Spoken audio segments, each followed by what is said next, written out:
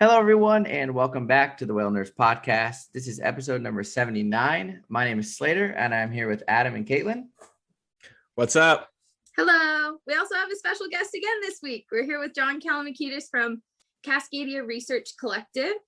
He is a senior research biologist with Cascadia, but also a founding member of the research organization. And they have been a nonprofit research group since 1979, based in Olympia, Washington.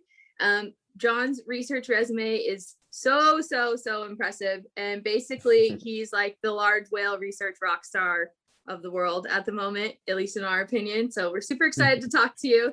And if you want to just kind of talk a little bit more about maybe your background or any other further introduction stuff, we'll try not to fangirl too much. But thank you for joining us, John. Oh, it's a pleasure. Really fun to be here, and you guys seem like you're a lot of fun, so I'm liking it. I'm picking up on the vibe here. We're trying to bring good vibes. Yeah, good vibes always. All right. Well, you know, my career pathway was sort of unusual because when I started Cascadia in 1979, I just graduated the previous year from Evergreen State College, but I've been doing research as an undergraduate. But I got into this field doing research with no advanced degree. My highest degree remains a BS from Evergreen. I think someone introduced me. I think they were a University of Washington graduate student with a line that went something like, "I don't know where John got his education, but he graduated from the Evergreen State College." Which it was kind of a dig on Evergreen, but I'm not sure where I got my education. Let's put it that way. And then really just imagined I might go back to school and get an advanced degree at some point if I needed it, and that day just didn't seem to come. But that's just a little bit on my background. I do teach an occasional marine mammal biology course back at Evergreen, either for undergraduates or for their graduate and master's in environmental studies program. Nice. I really enjoy teaching and doing that. And I'm just starting to get to the age where I'm realizing that question of what am I, what job or career do I really want to take is not so valid anymore. That question's been answered. What do you want to be when you grow up? That's right. I don't think I guess I'm done with that question. Well, it seems like you've done it all, so we'll have to get into it. What did you study at Evergreen then? Marine biology or? Yeah, well, Evergreen's a pretty unusual institution. So in my 4 years at Evergreen, I took one course in my first year and did not take another course after that. First of all, that course took 2 quarters, and it was Foundations of Natural Science and had all the basic sciences. But I started doing research towards the end of my freshman year, and that's all I did for the remaining. That's all you did. Managed to get initially working with a team that had gotten a National Science Foundation grant. They had these programs called student originated studies that actually encouraged undergraduates and graduate students to apply for grants rather than the faculty. Evergreen, one of the most successful institutions getting it as undergraduates. And I initially studied PCBs and their distribution in Puget Sound. It was one of the first studies sampling PCBs and fish and mussels all around Puget Sound. It was kind of a new contaminant just being realized as a widespread contaminant in the environment.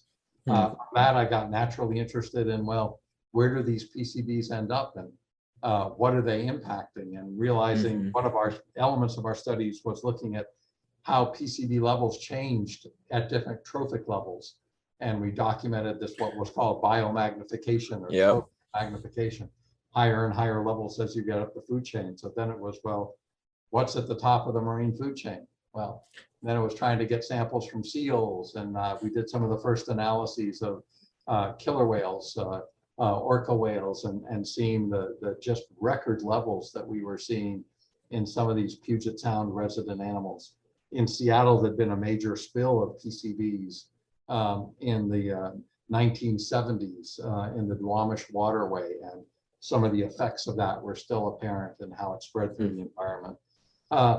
So one of my first studies was thinking, okay, let's try to figure out the type of impacts PCBs are having on harbor seals. But it quickly became apparent if you wanted to study reproductive effects or effects on mortality or creation of birth effects, you needed to know what was normal. And often with harbor seals and many things, we didn't know what was normal. So I very quickly became interested in trying to document, well, what are the populations doing? How are they doing? What are the reproductive rates? What are the normal mortality rates? Can we find evidence of the effect of PCBs on that? And from there, it just became more and more interested in the natural history and biology. I was the pinniped guy initially, and whales came just a little later. Interesting. I was gonna say pinnipeds need love too. Yeah.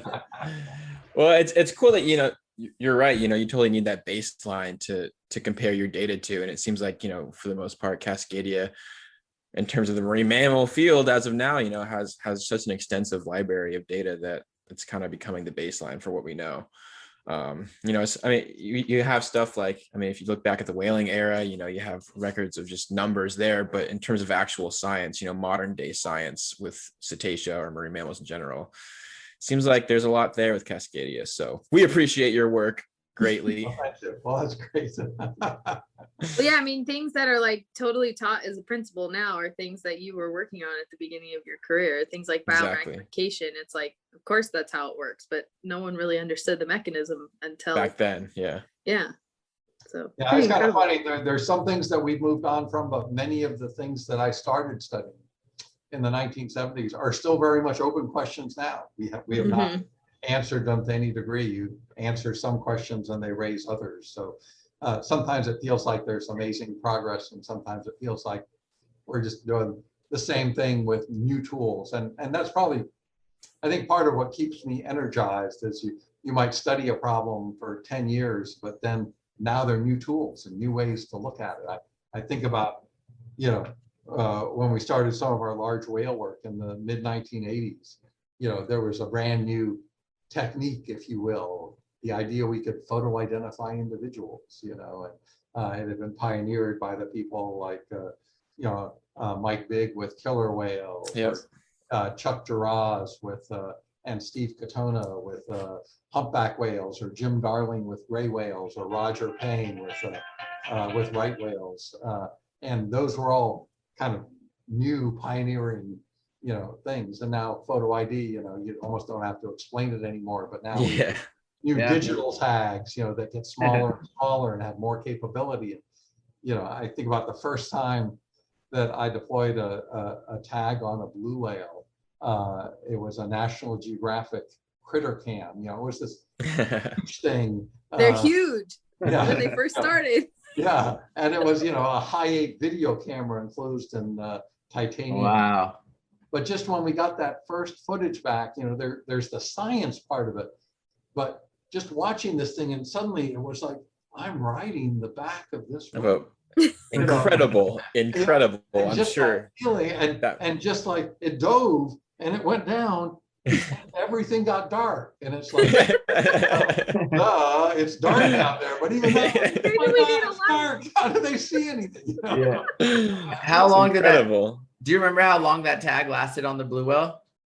Well, we had to deploy a number of them that came off right away, but we were incredibly thrilled with 4 hours, and the video part only deployed so long. But we did not have, at that time, we were using a corrosible link to release the vacuum, and it wasn't very precise, and we lost several of them.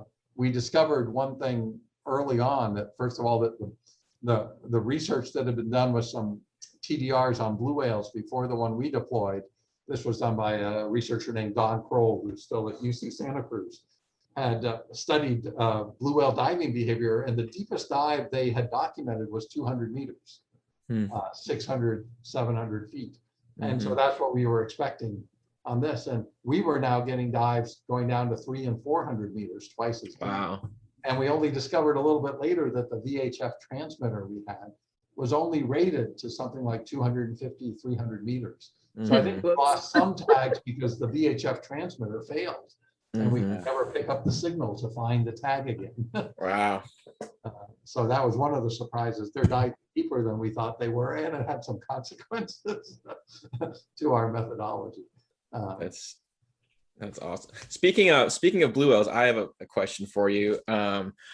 Last year in Santa Barbara, we were, really lucky to see a whale named Flu.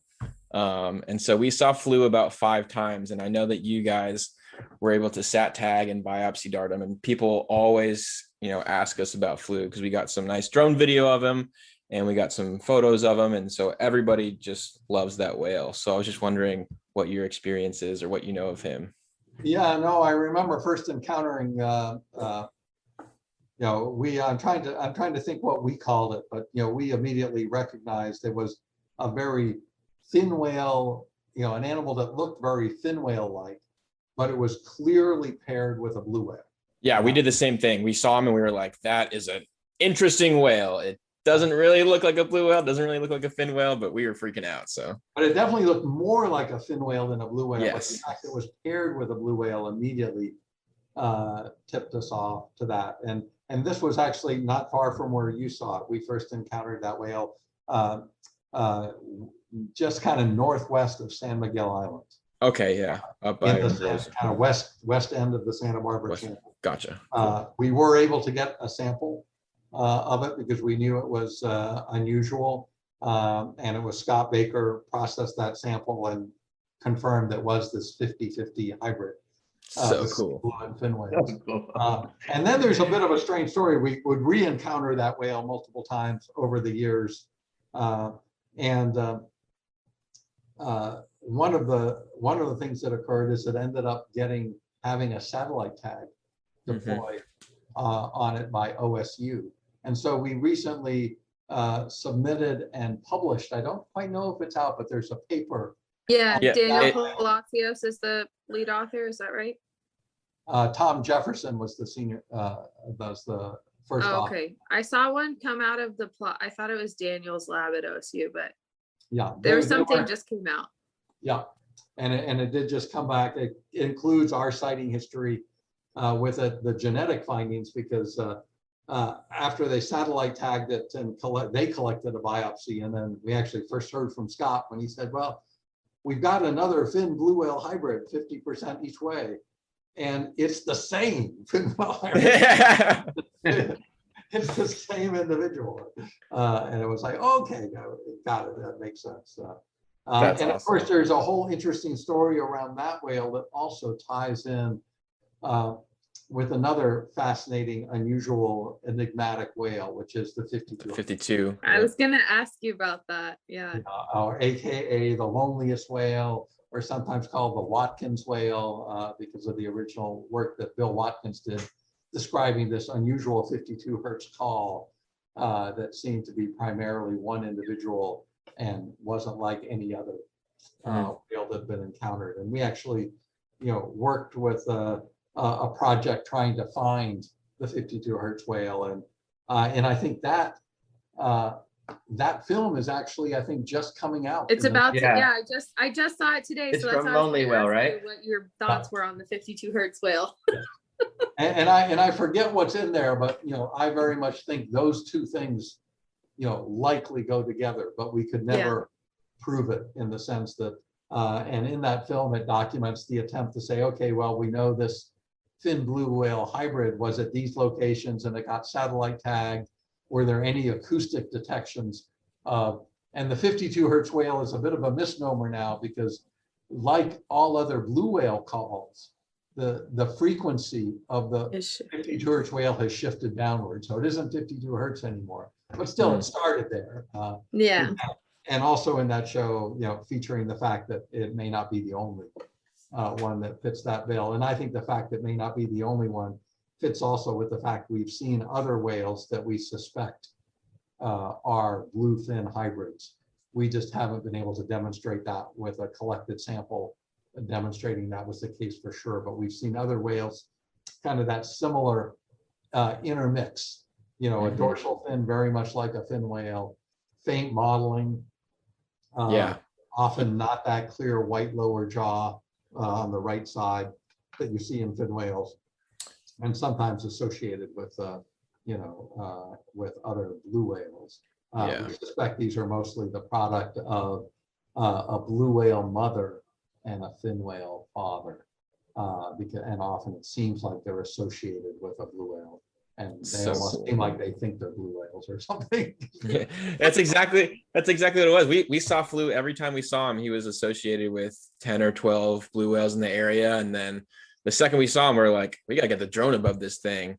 And so we did, and I saw like a faint chevron when I was flying over him, and I was like, that's like a fin whale, but it also is hanging out with blue whales. It looks like a blue whale. So like my mind was just going crazy. So it's great to hear, your experience with him. We get questions about Flu all the time. So yeah, there's even at the end of that film, there's some footage that we got after that, some film footage that I just took with our SLR camera, and GoPro. And again, nice. that sighting was southwest of San Miguel Island. Mm-hmm. And I think it wasn't as recent as the one you're talking about and saw. But again, it was feeding in amongst blue whales. And, Awesome. And I would say, if it is the loneliest whale, then clearly He's not that lonely. He's not lonely. Yeah. Well, for the people that are listening to the episode that maybe haven't, I don't know if we've talked about the 52 Hertz whale like way back at the beginning of the podcast, but if you want to give us a little history lesson, since you're a little more invested right there in the heart of the story, John, about like, what are we talking about with this 52 Hertz whale? Yeah. Well, it really kind of stemmed from the Navy's hydrophone arrays that were out, and some of the early research on acoustics in whales really came from the Navy monitoring. And for a while, even some of the researchers associated with the Navy couldn't share their findings because these were part of hydrophone networks that were being national security. Yes, but it was really critical of for their work to be able to understand what were the sources of these different sounds that we're picking up. So it was very much in their interest to be the earliest, kind of researchers trying to document the calls of whales, and that was where these arrays allowed them to kind of localize, on the source of where these calls were coming from. And there are a couple of examples in the Atlantic.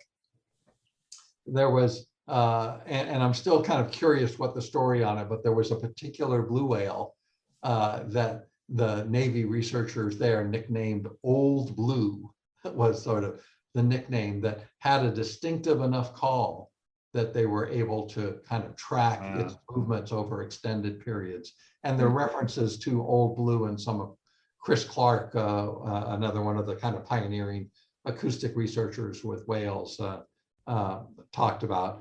Since blue whale calls and fin whales calls vary by ocean, there's even a chance Old Blue's call, I haven't tried to revisit the issue, could that be the result of some hybrid, but it was distinctive enough that they felt they were tracking the same individual. And here in the North Pacific, Bill Watkins with his work was documenting this call with a fundamental frequency of 52 Hertz that he thought was distinctive enough that he saw it year after year, sometimes tracking its movements from the Gulf of Alaska down to off Southern California. That was sort of the range of movements he documented. And I forget how many years. The film actually covers a little bit of this, but there were many years over which he tracked this whale. And that's why it became sort of a fascinating question of what was this whale?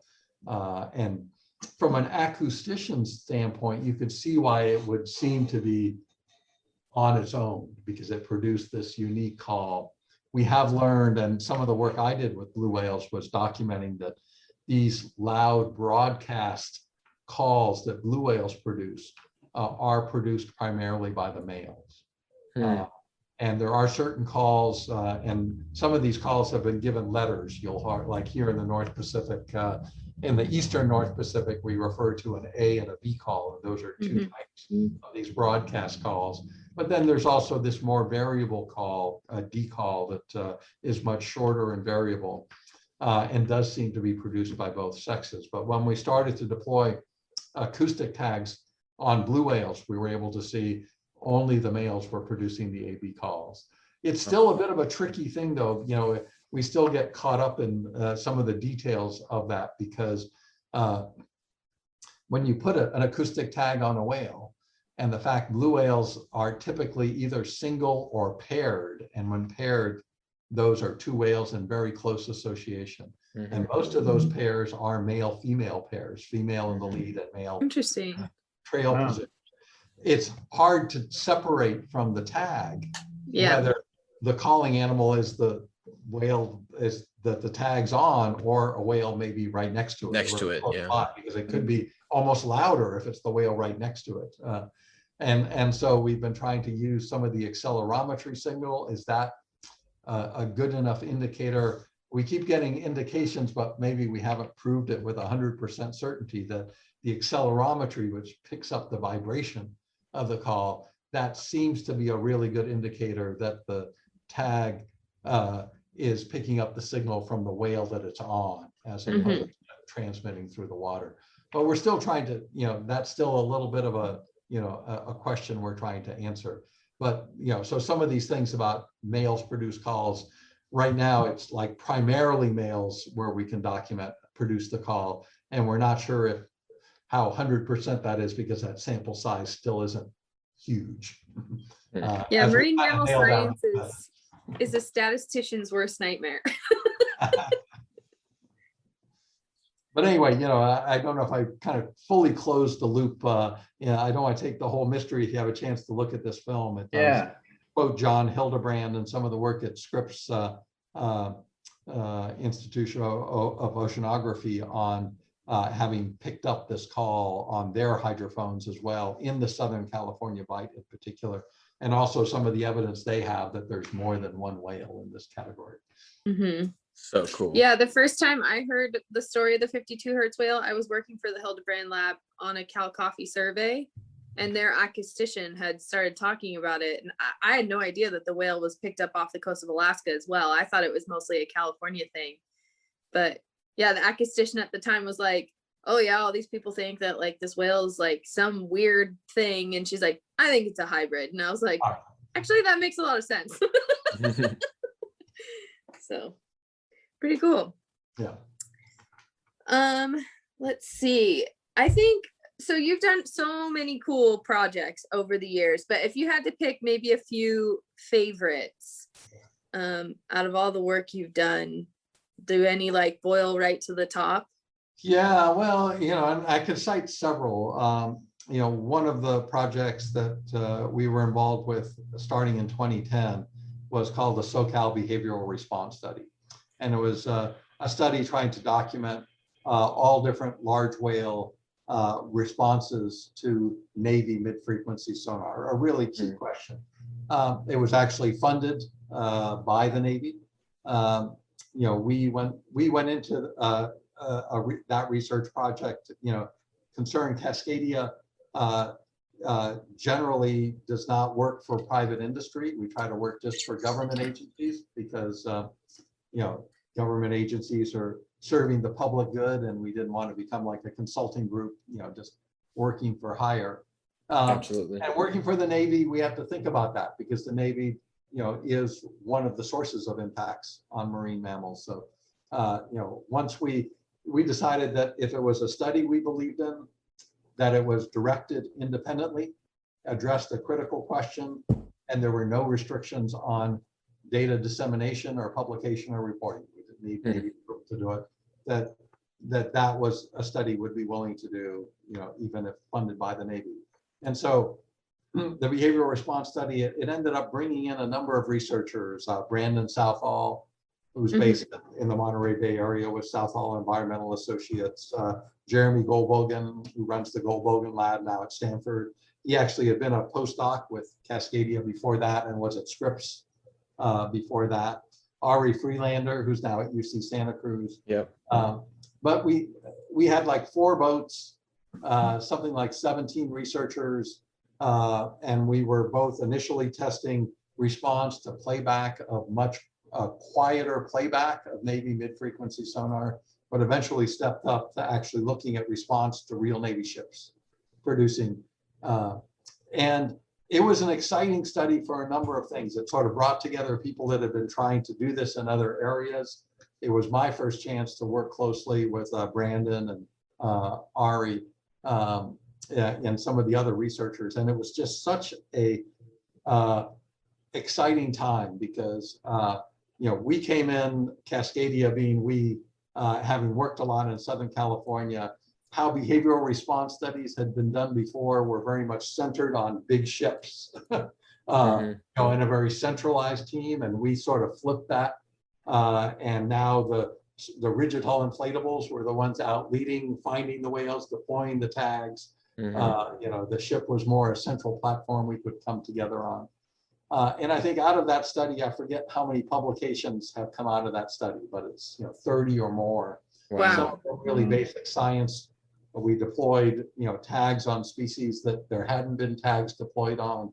If anything, some of our Navy sponsors, I think, were worried we were trying to do too many things. We were trying to study every species that we could, and there was a special part of that. There was a special chemistry and camaraderie among the researchers. We were all centered together, working, off the single boat. Music is really close to my heart. In addition to science, and we found out that a number of us, including Brandon, Ari, Jeremy, were musicians. So we would play music at night. Wait, don't you guys have a band? Yes, we've given it the name Kinematics. Would refer to the fact, where if we had pulled into, Santa Monica or Marina del Rey, it would sort of be like we were on a tour, Welcome. Yeah. I remember you guys Awesome. When was that? ACS of 2014? Did you guys perform, or was it after that? We did perform at the ACS biennial. I want to say it was after that, though. I'm trying to remember the year. And the second time we went to Newport, when was that? In 2018? I think 2018. And I'm not sure that we didn't quite pull that off well. There's some complicating circumstances. I loved it. It's not quite our signature performance, but our performances on the boat, maybe we needed that generator humming or something. Yeah, you did. You did the boat rocking to really get into the groove or something. But that project, both because of the excitement, the previous BRS study in the Bahamas had worked for years and cost millions of dollars and had gotten an N of 2. And we were working more with, hundreds of both deployments. Our goal would be to try to have as many animals with these suction cup attached tags deployed. So any playback that we did, we would have multiple samples from it and learn as much as possible from any playback we did. So I think there was both a sense of discovery, a sense of camaraderie, a musical connection, a productivity that just was thrilling about that project. And we've really sought to stay together. There's something called the California Ocean Alliance. Yes. That really is, that same group of researchers plus additional people that we've tried to kind of continue those collaborations because we all enjoy each other so much and wanted that collaboration to live on. So that's one as it relates to kind of the whole feeling of research. But, there's also the piece, I think, for me, tracking blue whales, from starting to do photo ID with them and building up this catalog of now thousands of identified individual animals, or that first deployment of the video tag to see what it was like to be underwater. And I think I have a special affinity to, the research I've gotten to do with blue whales that makes that sort of a special project that I keep tracking as it moves into different iterations and different questions and different tools we can apply to it. Absolutely. Do you have a favorite encounter out of all of those projects? Like an encounter maybe with a whale? Yes, well, or a harbor seal. Yeah, or a albatross. There's two. In 1990, we had been studying humpback whales for 5 years. And maybe just because I keep thinking of the Santa Barbara Channel. 1990 was the first year I started to work in the Santa Barbara Channel. we launched a Gaviota, Nice. Yeah. a little nice kind of state park launch where you launch a drone boat off the end of a pier. Awesome. That was pretty special. And it was just a 15.5-foot soft bottom inflatable. And I was Cool. alone. And these two humpback whales started circling the boat and getting kind of closer and closer. And at that time, we had not had a friendly whale encounter with humpback whales in 5 years. Wow. And these two whales, just became bolder and bolder, and I was just not sure what to do with myself. Trying to take pictures, try to record data, try to just experience it. I even at one point, ran away, because it was getting kind of scary. They were trying to come from underneath the boat straight up at the boat, and they just lie underneath the boat. And I kept thinking, if they flip me into the water, I'm a goner. A goner. Yeah. 20 miles from shore, this is not going to end well. And I remember motoring away and then getting about 5 miles away and just going, where was that going? I have to find out, turn around, come back to the area. Have I lost them? And I stop, and all of a sudden these two whales come charging at me, and they pick up right where they left off.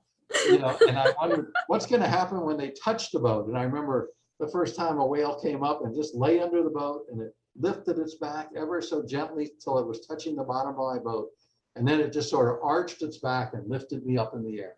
Wow. On the back of this whale up in the air, but so gently.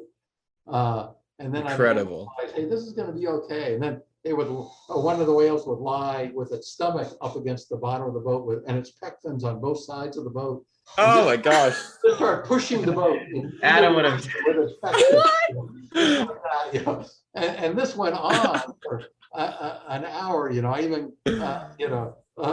anyway, it's just like, and I was just kind of blown away by this as, and none of my camera lenses were suitable for taking photos. Yeah, you don't have any wide angle. I know that problem. But that encounter was not just kind of the first. It became more and more common. Like that happened one time in 1990. It happened 3 times in 1991, and then 6 times the year after that, and then 12 times. We sort of documented the expansion of these encounters, and we started to hear more and more of the reports of it occurring with other boats. But at the time, that was the first encounter we had had with it. The first we'd heard about it with humpback whales. And there's something a little bizarre that I can't put my finger on. Those 2 whales, I got good ID shots of. And those 2 whales I had never seen before, and I've never seen since. What? Really? And we gotta do a documentary finding those 2 whales. Seriously? What's that about? I have no idea how. Because that is. It ended up, with that small population. It's grown quite a bit since then. But we were typically, each year it would be 90 to 95% of the whales we would have seen in a past year. So it's not like there was a huge segment of the population we had not identified. Yeah. So either of those whales to ever have been seen before or since. I just don't quite know what to think about that. Are you sure you weren't daydreaming and you just made it all up in your Dang. Maybe. Not even Happy Whale can find it. Yeah. So Ted obviously has the data, right?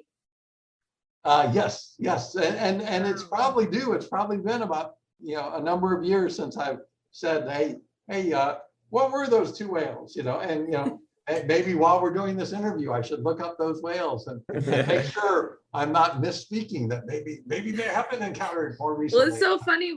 We had Ted on last week, and he was like looking things up in Happy Whale while he's talking to us. I want to do the same thing here. Feel free. Yeah. But yeah. So over the years, though, of those friendly encounters, as they continued to become more common, did you have some of the same whales, like repeat offenders that were friendly? Yes, definitely. And even within the same year. And we thought, I even felt like I was even seeing some evidence, like, if I'd go out of the same area, in back-to-back days, which used to be more the way I would operate. I'd be in an area for a while, and now I'm more kind of try to cover the whole West Coast. You know, you look at a map of where we did surveys of in 2018, just 1 year, and there's squiggly lines along the entire West Coast because we're trying to cover all of those areas. But when we used to operate out of one area, I remember even going out one time and having this friendly whale come up, you know, and I said one unusual part of those first 2 friendly whales was that ID history. But the other thing is I never had ones that were as bold, as dramatic as those 2. I had other whales make contact with the boat, but never was it, you know, so extreme as that first encounter. But anyway, I had one whale be friendly, not as dramatic as that one. And then the next day I went out, and now that whale was paired with another whale. And the whale from the previous day came over and was being friendly, and could see that other whale getting closer and closer and closer. And then it was friendly too. And you could almost Recruited a friend. spread through the population that way. So it was sort of intriguing that way that it happened that way. Man, if you had enough compelling evidence, you could say that could be a cultural transmission type thing going on. Oh, very, very much so. It's kind of very much what it seemed like was going on there. So I found it quite, you know, and you know, I have to admit, here's where my scientific side gets maybe a little bit jaded. You know, the first encounters were really thrilling, and then there was a point because it actually got so prevalent that it would sort of get in the way of your work. Imagine that. Yeah. You know, I got places to go. Sorry, I don't have time for this. Gotta move on. Sorry. Yeah. So as you know, somebody who obviously loves these animals and a researcher, like where do you cross that line of an encounter like that? Like how does your brain look at it from somebody who's just out there having a good time, having a magical encounter versus collecting data and seeing these animals? Or I guess kind of my question is like we sometimes personify these animals, but as a researcher, you know, you're trying to, you have a goal in mind. So like, where do you draw that line? Yeah, you know, I think, you know, as excited and as much in love as I am with being out on the ocean, being in small boats, encountering these wondrous creatures, and how much I love whales, unfortunately, I have to say, it still pales for me with the excitement of a discovery. Interesting. And that's probably what fuels me more than anything. That feeling that you're trying to answer some question, and then you're realizing you're getting the answer to it right here. And there's that moment that is kind of like this goal you've been striving for is being achieved, but also the uniqueness. I mean, there are billions of people in the world, and how privileged it feels. Yeah. I'm finding something out that nobody else knows right now, and the excitement of learning that and getting to share that. I mean that to me is just the ultimate rush, you know. Wow. And I think that's really what fuels me more than anything. Is that feeling is still, to me, the most magical part of my job. Wow, I feel so inspired right now. I'm ready to go out there and look at whales and answer questions and So you talked about the Navy project and how that was an incredible collaboration. Do you think that kind of makes the top of your list as far as like most meaningful projects for management of large whale species, or do you have any others in mind that you feel particularly were very impactful for protecting large whales? Yeah, well, certainly the ones that have had implications to human impacts, you know, rank high, because as much as science can sometimes be about pure research, you know, just learning something new about the biology, I've still always been most thrilled when I can really even see the practical application and benefit. The applied science part still is what gets me. And especially when it's applied science that relates specifically to a type of human impact that you realize this information is going to help us protect these whales in a practical way. So certainly that Navy sonar project plays in there, but it goes all the way back to, you know, even the early work I did with contaminants and discovering the type of contaminant levels we were finding in seals and realizing, oh, this is really important for understanding what might be affecting these populations. More recently with large whales, I think of the ship strike issue. And that's something that really got driven home to us as ship strikes were revealed to be a major threat to blue whales, fin whales, humpback whales, certainly right whales in the Atlantic. And some of our research was able to show why whales, blue whales and fin whales were most vulnerable. We could actually see with our tags that these whales were taking almost no evasive action from even near misses with ships. So it kind of explained, okay, we tend to think these whales are going to be aware of this and know to avoid it, and they're not. And is that because they don't perceive a danger, they don't perceive how to avoid it? So understanding that was key. Another aspect of realizing that blue whales were spending twice as much time at the surface at night than in the day. And suddenly we recognized, okay, they're twice as vulnerable to ship strike at night than in the day. So ideas of trying to have spotters on ships, well, that's not going to be practical at night. So it's those kinds of, I think, discoveries where you feel like this has a practical implication. And I serve on working groups, that relate to ship strike threats or entanglements, another topic we've studied intensely, or Navy sonar, where we actually get to bring some of those research findings right into, meetings with, managers and shipping industry or the Navy and say, here are findings and here are the practical implications of it.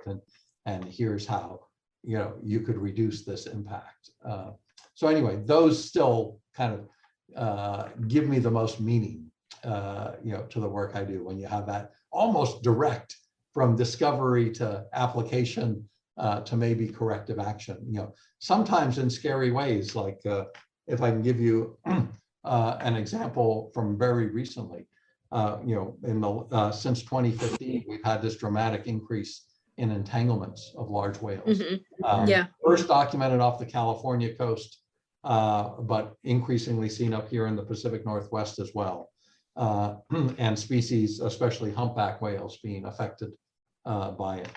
It's a tricky question because the reported entanglements that trend is based on, we know that the entanglement reports represent a small fraction of the true number of entanglements going on. Absolutely. So sometimes you have to worry, is an increase in entanglement reports, is that improved reporting or is that increased occurrence? But it also means the implications are much bigger because the problem is bigger than what those reports suggest they are.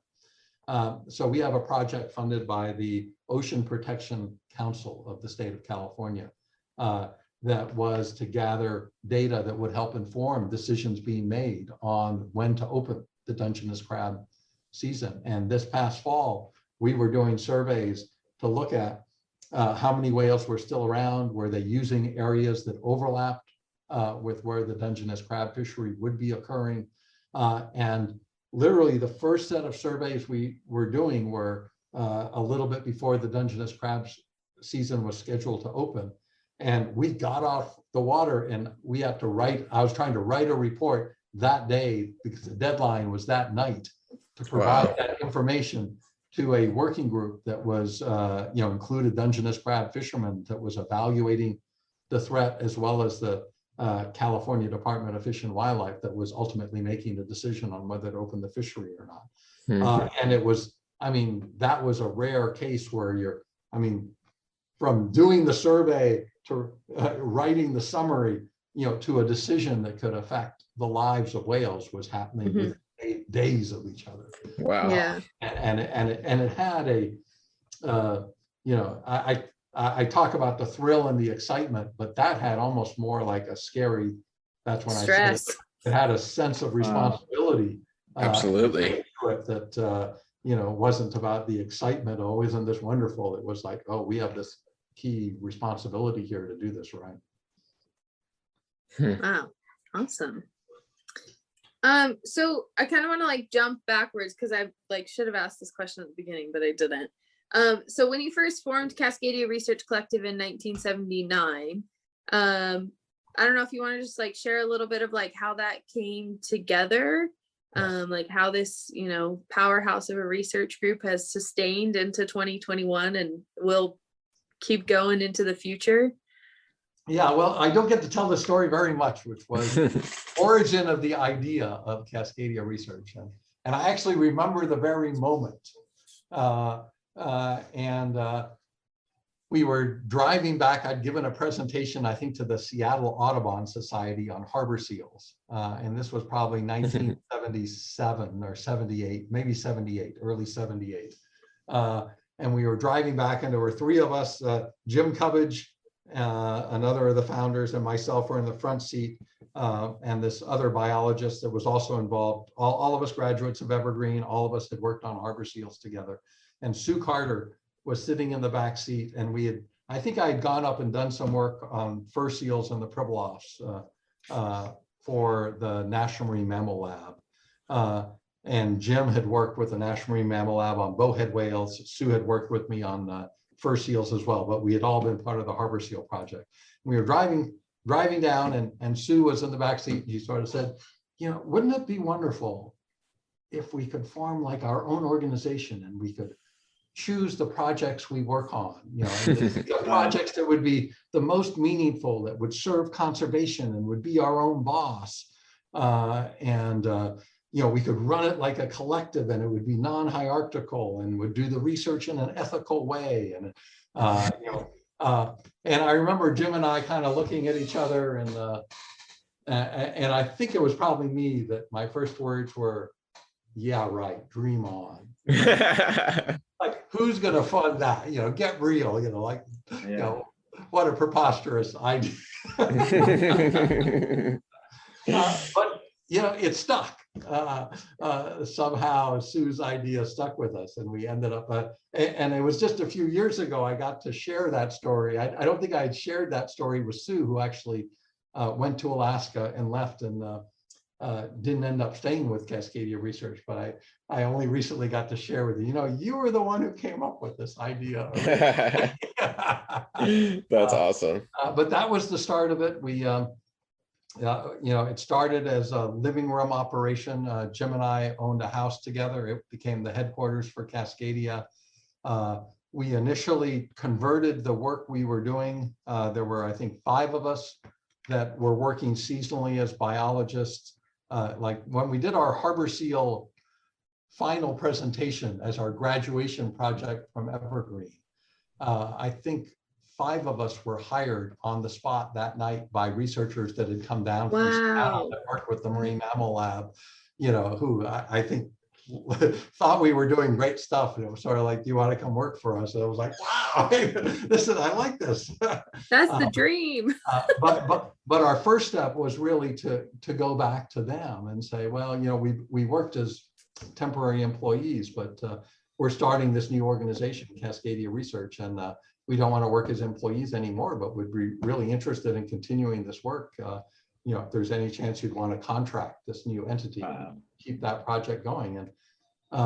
And maybe here's where I have to look at my timeline, but if I recall correctly, I think it might have been thanks to Ronald Reagan, believe it or not. Really? And maybe I've got this timeline wrong, but there was a big push at that time to reduce the size of the federal workforce and to contract more.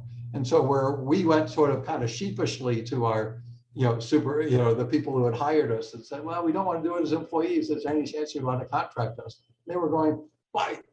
We've just gotten a directive. We should be contracting more work out. That would work out great, you know. So it's like fortuitous timing. So like right away, we had some contracts to continue work with this brand new nonprofit organization that we started. And from there, we started to then write proposals, competitive, you know, bids where we'd be competing against the University of Washington or Battelle Labs. And we were kind of weird. We were that weird group that didn't have anyone with a PhD or advanced degrees, but somehow we're doing this interesting research. And I think it both hurt us, but in some ways it was our notoriety too. And we ended up winning many of these competitive bids. Maybe because we worked more inexpensively, that was part of it, but we also would win on the merit side. We would actually come up with new ways to try to do things. And that's how we got started. And it wasn't until 1984 that we started to get some actually outside offices. We started with one room in the building we are, and now we have most of the floor. And people like Robin Baird joined us. So now we have a bona fide PhD and Robin, who apparently was on one of your previous. Yeah, he was. So we're not all without advanced degrees anymore.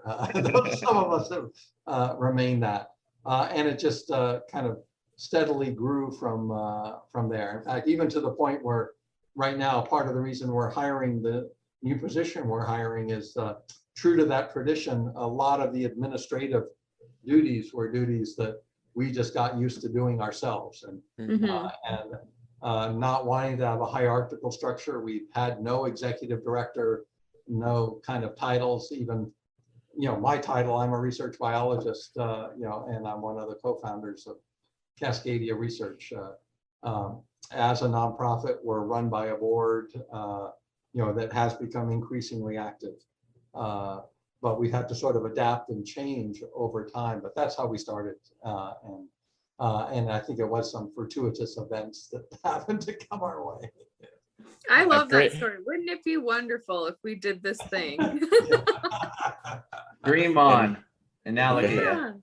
Yeah, right. And I think it's cool that a lot of the founding members, you just started as students with bachelor's degrees. I think sometimes we get way too wrapped up in the status of academia, and like that's not really what makes or breaks a researcher. It's the innovation and the fortitude to stick with a project. And I think marine scientists are some of the most creative people on earth, and that's not something you learn by getting a PhD. So I mean, if you want to get one, more power to you. I'm always a big fan of education, but I don't think it's necessary to do monumental work like some of the things that you've worked on. I mean, when I have students come to me and ask advice how to get into this career, I do try to, I first of all try to let them know that, the normal and most straightforward pathway is, getting an advanced degree. And usually if you get a master's, you're going to feel like you need to get a PhD. Yep. So you may want to cut right to that, the beginning. And this is the normal way you do it, but then, give the example of, myself or some of the other people, and just to say, there are other paths that can be taken, and don't let anyone tell you it can't be done a certain way. That piece, for me, I wasn't necessarily a great student. For me, learning was it was hard to get motivated if I didn't see a purpose for it. Same. Part of Cascadia's philosophy was, if we need to do X and we don't know how to do X, well, now you're motivated to learn how to do X, whether that was, statistics or a different approach. We used to have an attitude you could learn anything in a week. And that's what Jim and I would tell each other, now I've maybe changed that a little bit. Rather than you can learn anything in a week, you can collaborate with anyone who knows how to do that already. And that's why collaboration is so many elements of technology or advanced modeling or statistics or Bayesian methods. As things become more complicated and advanced, more and more, I think what our reputation has also been is to try to be extremely collaborative. The Splash Humpback Whale study, maybe another study I would cite as being extremely, that was one that went through Cascadia. I was sort of the co-manager of it with Dave Matilla, who was with NOAA at the time. And I think we had over 400 researchers and naturalists that contributed to it. We had over 100 organizations, 11 countries that were involved in that research. And I think I've said this and no one's challenged me that it's the largest collaborative study of whales conducted, and that was 2004 to 2006. I think you're probably still, I think you still hold the record for that one. That was quite an undertaking, that Splash study. So that, and then projects like the Socal VRS that I talked about already, just taught me the real value of, collaboration and working as a team, and how not only is that one of the best ways to do it, but it's one of the more fulfilling and interesting ways.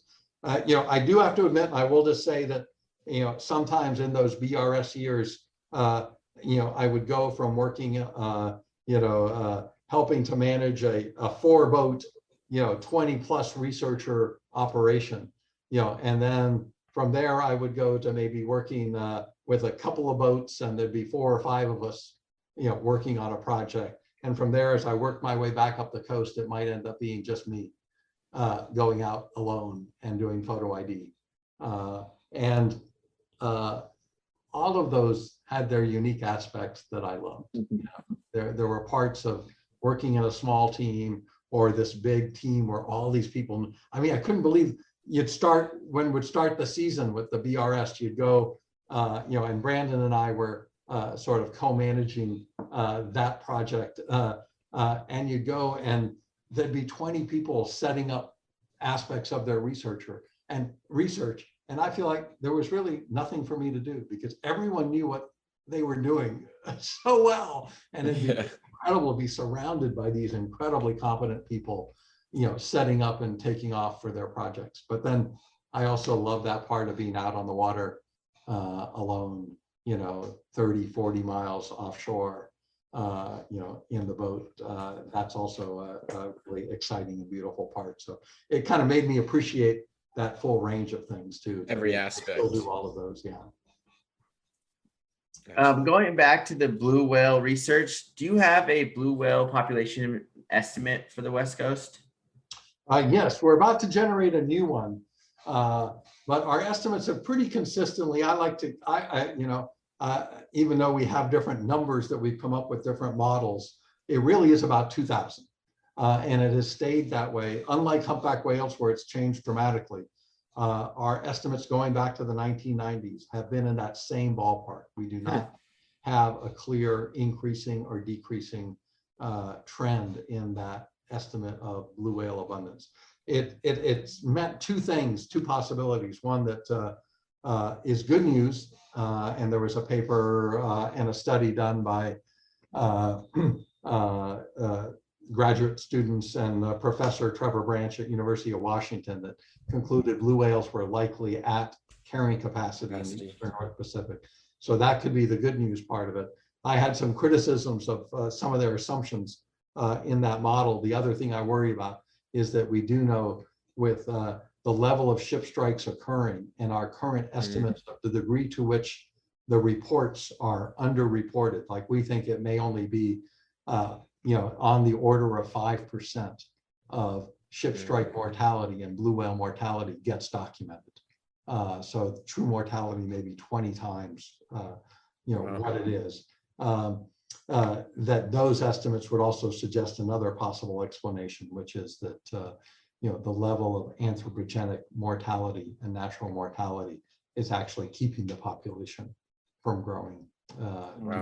This ship strike threat, which I think is probably greatest with blue whales. A paper we did with Cotton Rockwood a few years ago showed with some basic assumptions about ship strike mortality and estimating encounter rates that true ship strike mortality could be 100 or more animals, blue whales a year, and would be enough to be affecting, population recovery. Absolutely, Wow. 100 a year. Oh my gosh, I didn't even think it'd be that high.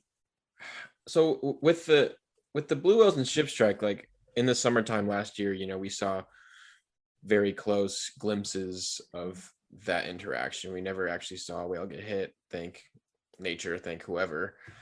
I don't know if I want to see that. I think if somebody could capture that moment, I think it would be a world-changing aspect. But where do you see that going?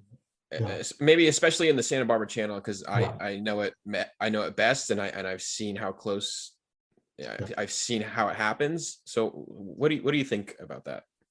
And I'll make a quick point when people wonder why would we why do I think such a small proportion of ship strikes get documented? And partly it's because we know from the population dynamics how many whales are born and what the population is staying level at, how many must be dying. And then we can look at how many mortalities of any type get documented. And that's where you come up with this less than 5% number. But we also see it from the fact that even when blue whales get wrapped around the bow of ships and get dragged into ports, which has occurred many times, the ship is typically unaware that it struck the whale. Absolutely, yeah. And then two, we know from the tag deployments we do that blue whales actually sink. They're negatively buoyant. Right. When they go down, they're accelerating without beating their flukes, and they have to beat their flukes actively to come back to the surface.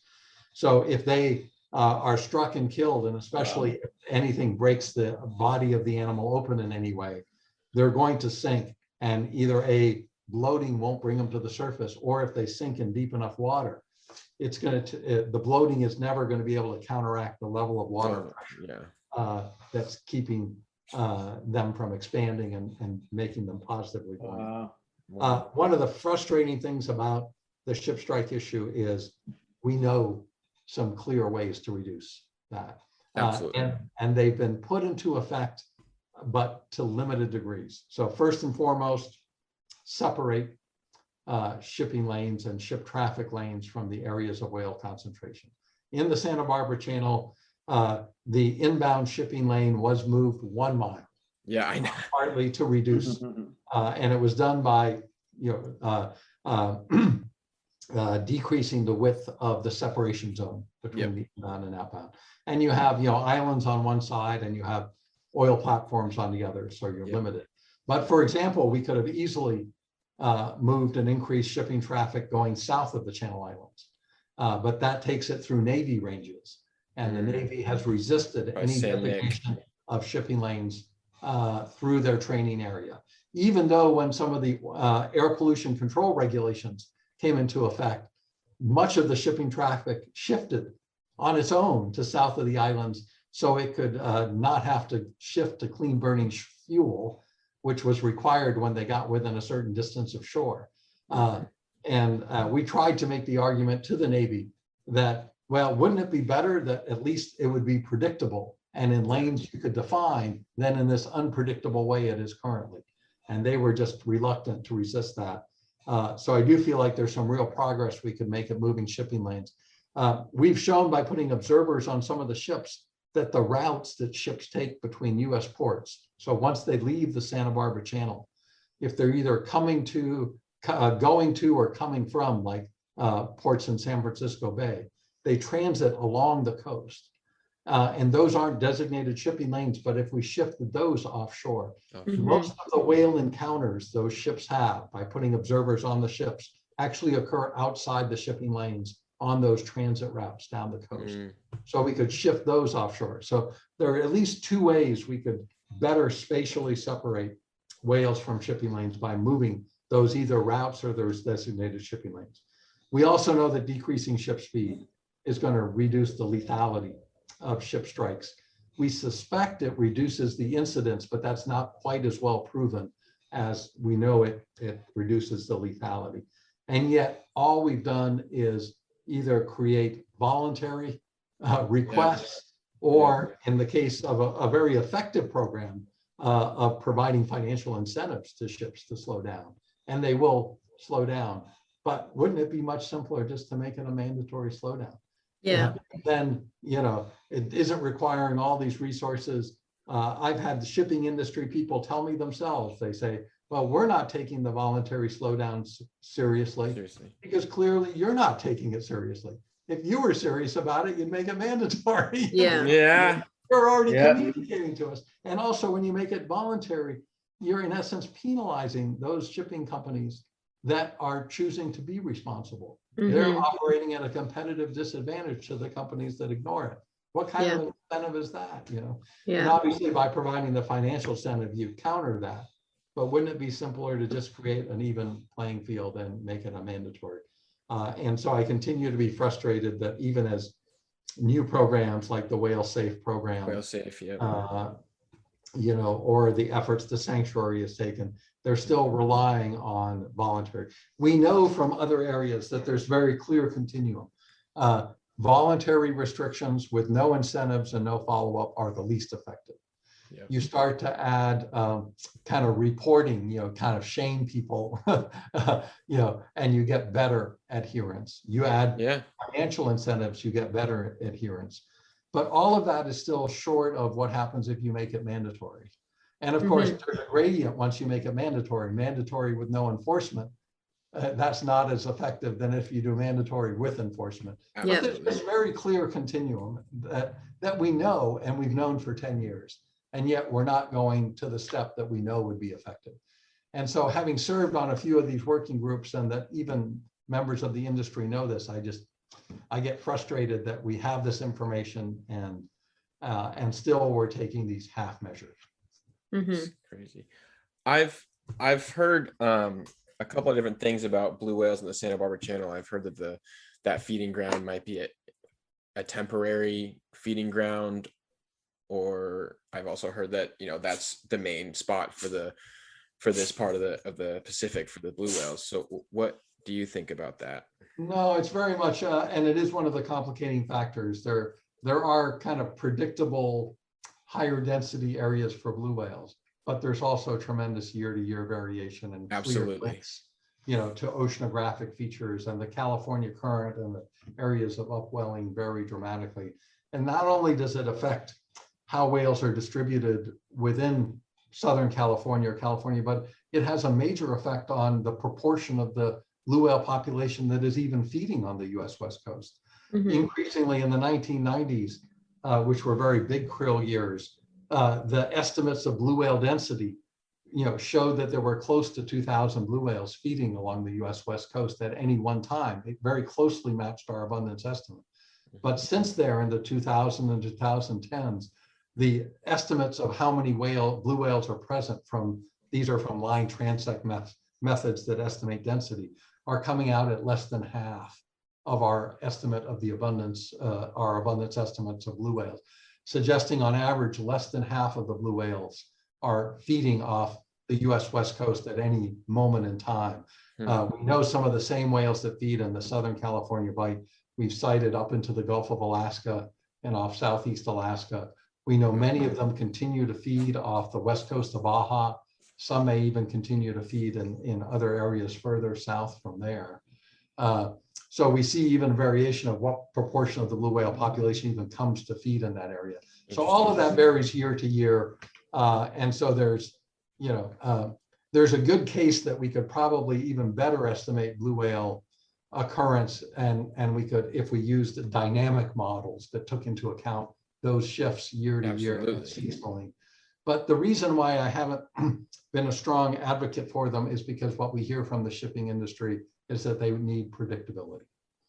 They have schedules they need to keep, appointments they need to keep. Their ships are on a route. So slowing down one time and not another, or go this route now and go a different route later that takes longer, that creates problems for them. It's almost easier for them to say, give us something predictable, even if it means we're slowing down sometimes in the Santa Barbara Channel when they're not whales there. But at least it's predictable. So that's, it's a really good point. I'm sure you've seen the variability in blue whale occurrence. Absolutely. Year to year can be pretty dramatic. But we still can predict with greater than random probability what are the more likely areas for blue whales to be enough that we can route some of these shipping lanes to reduce those odds anyway, even if we're not eliminating them. So I think I have one kind of like final question to kind of go off of what you're saying with shipping. So like, where do we go from here to protect large whales? You've done so much work looking at, where humanity and cetaceans meet. And so how do we coexist as we continue to industrialize our oceans and see whales recover? Well, I'm a firm believer that, while much of the environmental news out there is grim, we also need to kind of realize the successes we've had. And in some ways that can energize us and make us more positive about making changes. The fact that from when I started studying humpback whales in the 1980s off the US West Coast to now, the population has increased almost tenfold for humpback whales. I mean, incredibly encouraging, and that's largely recovery from commercial whaling. Humpback whales were and blue whales were hunted, as recently as 1966 off the California coast from whaling stations operating out of areas like San Francisco Bay. So, the changes we've made in whaling, have resulted in a remarkable recovery of some of these whale populations. And some of the issues like increased entanglements, increased ship strikes are partly the result, in the case of humpback whales, of that recovery. There are more whales out there to be struck or to be entangled, but also they've expanded as their populations have expanded. They've had to expand their habitats and feeding areas, sometimes bringing them more into overlap with shallower water areas where the Dungeness crab fishery is, or coming into the Strait of Juan de Fuca and the Salish Sea in Puget Sound, where there's added boat traffic and shipping traffic. So I think, we can see that we can have enormous positive effects on these populations and successes, and appreciate and enjoy them more.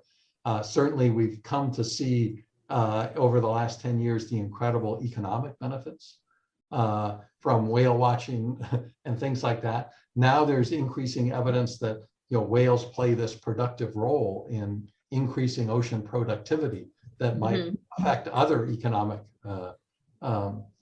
fisheries. Instead of being in competition with fisheries, in some cases they might be benefiting fisheries, or providing much greater life in the oceans that helps with climate change and sequestering carbon.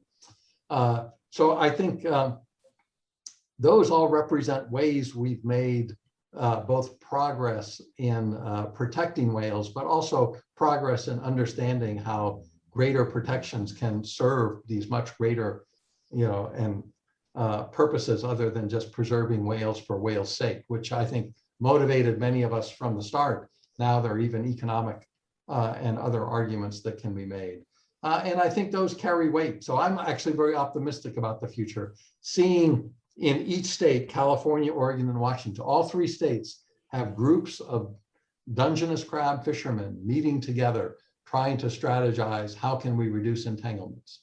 They don't want their fishery labeled as a dirty fishery. They don't want to see the go the route of what happened to the purse seine fishery for tuna with the dolphin problem. So you even see whether it's the industry, shipping industry or fishing industry, wanting to be more responsible.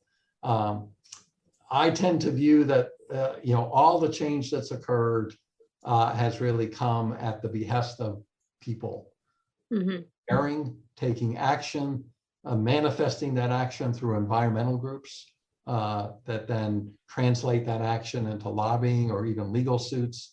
And that's what then forces government and industry action. Government action maybe to then impose regulations that then industry adopts and takes on. So the most important thing we can do, podcasts like this, educating people, getting people motivated into whales, translating that into action that environmental groups can take. We want to see the data we gather then be available to environmental groups, to managers, to industry, to then be able to make effective decisions. But I think there's a lot of reasons for hope from seeing those combination of factors coming together.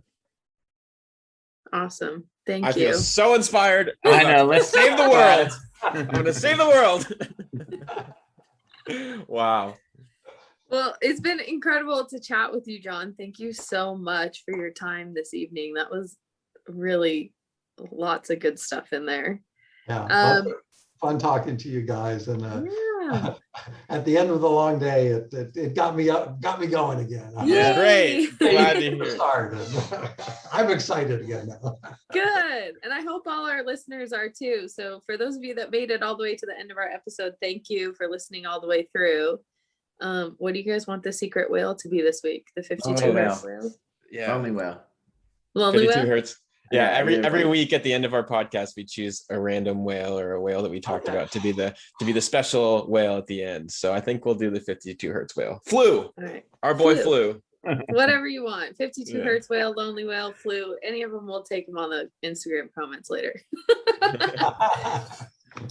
But yeah, thank you everyone for listening and to supporting the podcast by following us on social media or supporting us on Patreon. We really appreciate sharing the podcast wherever you listen to it, rating it, all that good stuff. And yeah, thanks everyone. And make sure to check out Cascadia Research if you haven't done it Yes. for whatever reason so far. There you go. CascadiaResearch.org, and there's links to Facebook, Twitter accounts. We have a YouTube channel with some of the video that I Yeah, spoke some about. cool videos on their YouTube channel. Yeah, they don't get a lot of coverage because we're, especially I'm not the greatest at getting the word out. Robin does better with the Hawaii research, but yes, check it out for sure. Absolutely. Well, thank you guys. Thank you for being here, John.